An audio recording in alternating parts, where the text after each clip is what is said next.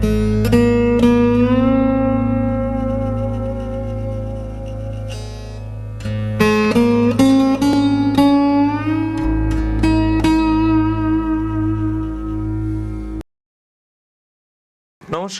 আমি অর্ণব। ঋষিবাণীর আরও একটা নতুন পর্বে আপনাদের সকলকে স্বাগত জানাই। প্রতিদিনের মতোই আজও আমাদের সঙ্গে রয়েছেন শ্রী শান্তনু শাস্ত্রী। নমস্কার। নমস্কার শান্তনুবাবু। আজকেও বিশেষ একটি রাশি সম্পর্কে জিজ্ঞেস করব।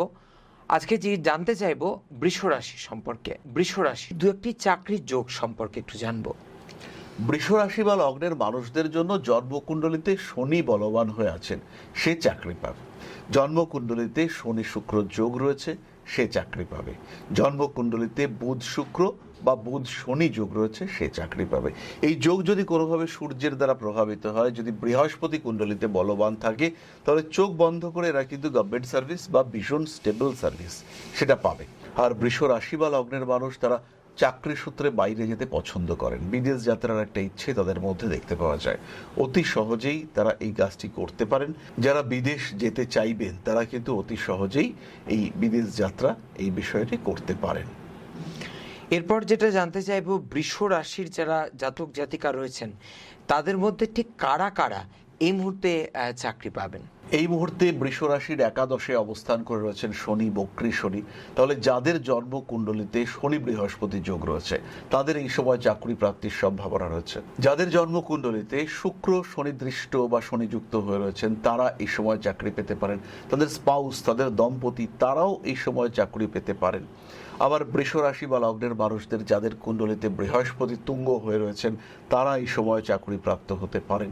যাদের জন্মকুণ্ডলিতে বুধাদিত্য যোগ রয়েছে তারাও চাকরি প্রাপ্ত হতে পারেন। ফলে চাকরি প্রাপ্তির ভালো সম্ভাবনা এই সময় চলছে। একটু একটু পরিশ্রম সেটা কিন্তু চাকরি প্রাপ্তিকে অনেক বেশি সহজ করে দেবে, অনেক ইজি সলিউশন পেয়ে যাবে তারা, এবং তারা খুব সহজেই চাকরি পাবে।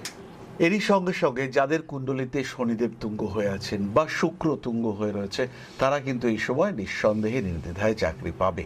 তাদের প্রফেশনাল ডেভেলপমেন্ট এটা হবে।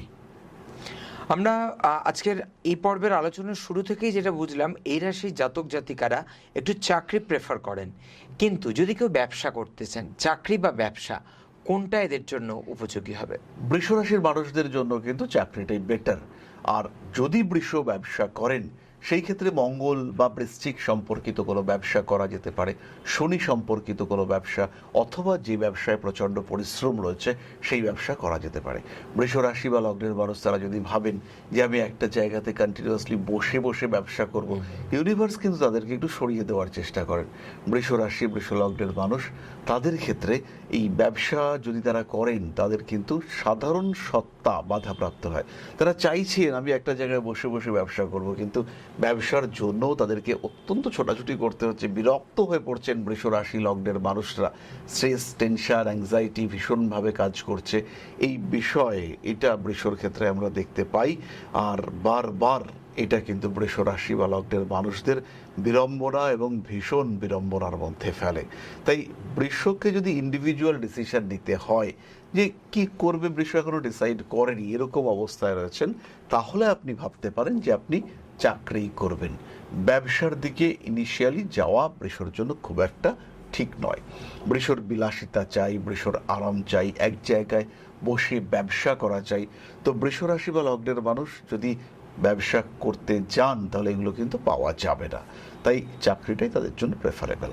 আজ আমরা বৃষ রাশি নিয়ে আলোচনা করলাম, যাদের জানলাম তাদের সম্পর্কে নানান কথা। আগামী পর্বে আবারও নিয়ে আসবো অন্য কোনো রাশির জাতক জাতিকাদের নানা সমস্যা এবং তার প্রতিকার নিয়ে। আজকের পর্ব এখানেই শেষ করলাম। নমস্কার। নমস্কার। জয় মা আদিশক্তি।